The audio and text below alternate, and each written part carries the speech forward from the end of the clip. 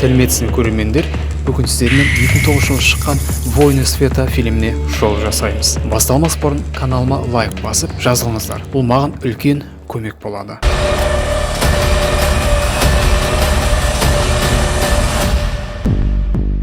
2009 жылы жарған аттар вампиризм вирусының таралуының басты себепкеріне айналады. Эпидемияның таралуының жылдамдығы тез болған соншалықты 2019 жылға дейін жер бетінде қарапайым адамдар қалмайды. Адамдардың қалыптастырған қоғамы орнына вампирлер өздерінің жаңа қауымдастығын қалыптастырады. Олар түні бойы ұйықтамай, сергек болып күндіз ұйқыға кетеді. Олар күн сәулесіне түспей қозғалу үшін жер асты өткелдерін құрастырса, ал машиналарды ультра күлгін сәулелерден қорғайтын арнайы экрандармен жабдықталған. Вампирлер тірі адамдарды ұстап алып, оларды арнайы қоймаларға салып, олардан қан сорады. Чарльз Бромли компаниясы осындай адам қоймаларын басқарады. Онда адам қанының жетіспеушілігін тоқтатуға бағытталған синтетикалық қанды әзірлеу зерттеу бөлімі бар. Эдвард Далтон осы бөлімде бас гематолог болып жұмыс істейді. Ол жасанды қан жасау үшін жауап береді. Бірақ оның компаниясы әлі айтарлықтай жетістікке жете алмады. Әйтсе де Эдвардтың өзі адам қанын ішпейді. Оның орнында ол жануарлардың қанын ішеді. Оны мәңгі өмір сүрсін деп вампирге айналдырған інісі Фрэнки. Алайда егер сіз адам қанынан мүлдем бас тартсаңыз, сіз жарқанат тәрізді қанаттары бар есінен кеткен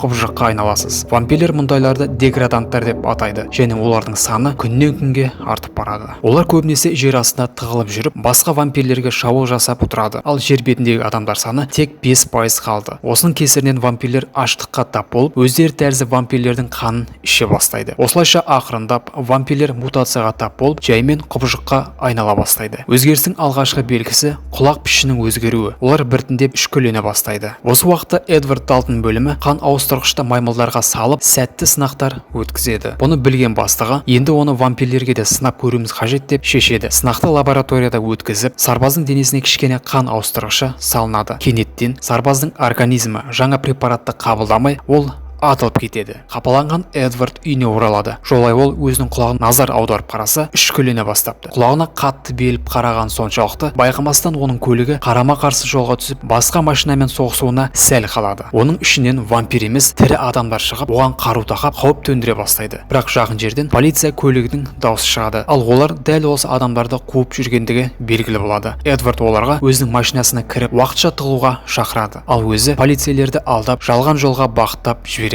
Тығылуға көмектескен адамдар арасында Одри есімді қыз болады. Эдвард полицейлермен сөйлескен уақытта қыз оның бейджіне қарап, оның жұмыс орны мен атын біліп алады. Оқиғадан кейін Эдвард үйіне оралады. Дәл сол күні оның туылған күні екен. Бірақ оған өзінің туылған күні қызық емес сияқты. Туылған күнге оның інісі Фрэнки келіп, таза адам қанынан тұратын бөтелке алып келеді. Бірақ Эдвард одан бас тартады. Кейін Фрэнкидің қан бөтелкесін қайдан алғанын білеміз. Ол адамдардың денесінен барлық қанды тартып алатын қоймада әскери болып қызмет етеді. Эдвард болса інісінің айналысатын ісін құптамайды. Сол мезетте олар бөтелкенің кесірінен ұрсып қалып, інісі жынданып, оны лақтырып сындырады. Осы мезетте сынған бөтелкеден шыққан қанның иісін сезген деградант үйге кіріп кетеді. Эдвард пен Фрэнки одан қорғануға тырысады. Дегенмен ағалы інілі олардан қайда мықты құбыжыққа қарсылық көрсете алмайды. Сәті түсіп, Фрэнки пышақты ұстап алып, үлгеріп деградантты өлтіреді. Оқиғадан кейін полицейлер келіп, құбыжықтың денесінен адам аттары жазылған жүзік тауып алады. Эдвард бұл оның бұрынғы бақшасы екендігін біледі. Күндіз Эдвардқа өткен түндегі қыз келіп, жолуға болатын орнының схемасын беріп, сонда кел дейді. Қыз біздің командаға адамға жақсы қатынасатын гематолог керек деп айтады. Олардың әңгімесін әлі үйден кетпеген Фрэнки естіп қояды. Сөйтіп вампирлер шыға алмайтын. Күндіз уақытында Эдвард үйден шығып, қыз айтқан орынға көлікпен шығады. Одри оны кездесу орнында күтіп алады. Ал үлкен ағаштың астында, көгалда оны Лайнел Кормак күтіп отырады. Кезінде Элвис, ол Кормактың жалған есімі, вампир болғанын білеміз. Бірақ ол Эдвардқа белгісіз себептермен қайтадан адамға айналып кеткен екен. Сол арада ол өзінің сырын Эдвардқа айтуға дайын екендігін хабарлайды. Егер ол көмектессе, кенеттен олардың әңгімесін Одри мен Кормакты жалғыз өзі тұтқынға алуға тырысқан Фрэнки бұзады. Фрэнкидің байқаусыздығын қолдаған Одри оны қарусыздандырып үлгереді. Бірақ Фрэнки қосымша көмек шақырып үлгерген екен. Кормак, Эдвард пен Одри үшеуі кездесу орнынан қашып кетуге тура келеді. Бірақ қуып келе жатқан әскерлер Кормактың автомобилін әбден атып тескілеп тастайды. Бірақ жартылай қираған көпірден көлік арқылы өтіп, кейіпкерлер жағдайдан құтқарылып кетеді. Оқиғадан кейін Кормак Эдвардты кезінде өзі қайта адамға айналған орынға алып келеді. Кормак бұрын вампир болған кезінде күн сәулесі астында жүру үшін көліктерді қайта құрастырып отырғанын айтады. Сөйтіп, сондай машиналардың біріне отырып, Кормак күндіз машина айдап шығады. Алайда сол кездері қарны ашып, естен адасып жүрген Кормак бөгетке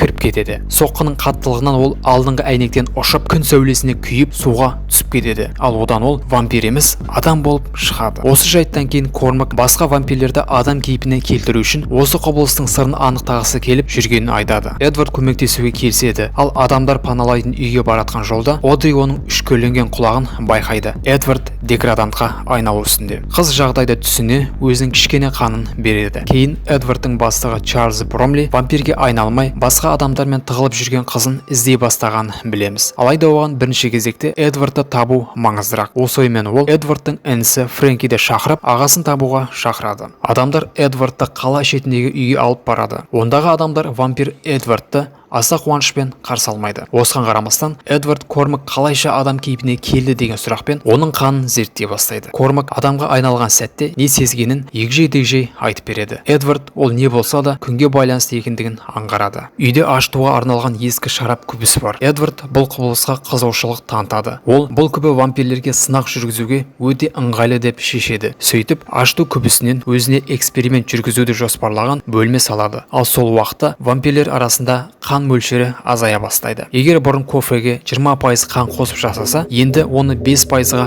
азайтады. Вампирлер қапаланғаннан естерінен адаса бастайды. Олар қан сататын дүкеннің тас талқанын шығарады. Тіпті бір-біріне шабуылдай бастайды. Көпшілігі деградантқа айнала бастайды. Одридің Джарвис атты танысы тығылып жүрген адамдарды баспанаға апару үшін жолға шығады. Солардың ішінде Бромлидің жоғалған қызы Элисінде бар болып шығады. Әскерилер оларға шабуылдап, барлығын таблеткалар бар дротиктермен ұйықтатып тастайды. Элисінде Чарльзге алып кетеді. Бірақ Джарвистің рациясы арқылы вампирлер адамдардың паналайтын жерін анықтап алып, сол жаққа сарбаздарын жібереді. Кормак пен Одри шабуыл жайлы біліп, барлығын басқа жерге жіберіп үлгереді. Өздері болса Эдвардпен экспериментті аяқтау үшін қалады. Оны күдіден жасалған бөлмеге кіргізіп, күн сәулесін кіргізеді. Эдвард жана бастайды. Бірақ оны сол уақытта лезде өшіреді. Зорға дегенде үшіншісінде олар Эдвардтың жүрегін іске қосып, оны адамға айналдырады. Осыдан кейін сол жерге сарбаздар басып кіреді. Бірақ үш кейіпкер дер кезінде жасырынып үлгереді. Эдвардтың ғылыми зерттеулерін оның әріптесіне жеткізеді. Әріптесі ненің не екендігін бірден аңғарады. Енді Чарльз қан тапшылығы түбіне жеткенге дейін күтіп, сол кезде жаңа әдісті сатуды ойластырады. Чарльз өзінің қызын вампирге айналдырғысы келеді. Қызы келіспейді. Қызын вампирге өзінің қолынан келмейтінін түсініп, бұл тірлікті Фрэнкиге тапсырады. Қызы вампирге айналады. Дегенмен адам қан ішуден бас тартады. Нәтижесінде ол жаймен деградантқа айнала бастайды. Кейін қызын басқа деграданттармен қосып, өзге вампирлер көзінше күн сәулесіне шығарып жағып жібереді. Осыдан бастап құбыжықтарға қарсы соғыс ашылады. Осы кезде сарбаздар мен полицияның өзі қан дефицитіне байланысты қарындары ашып, ағылдарынан алжи бастайды. Эдвард, Одри мен Кормак адамдардың паналайтын жеріне келеді. Бірақ мұнда вампирлер келіп, барлығын өлтіргені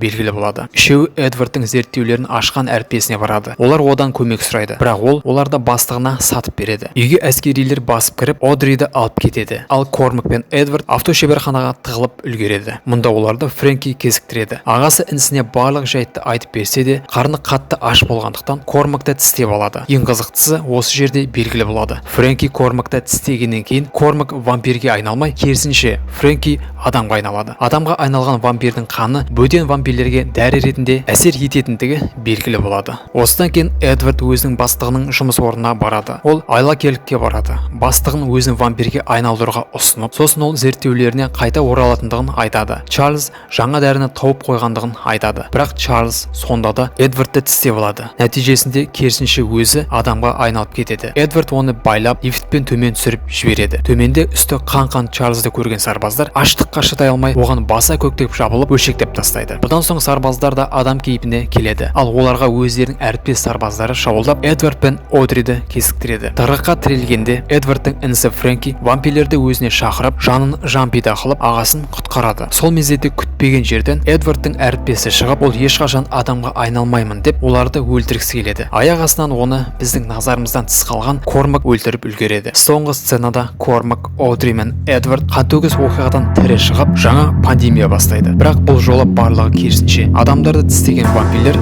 адамға айналады.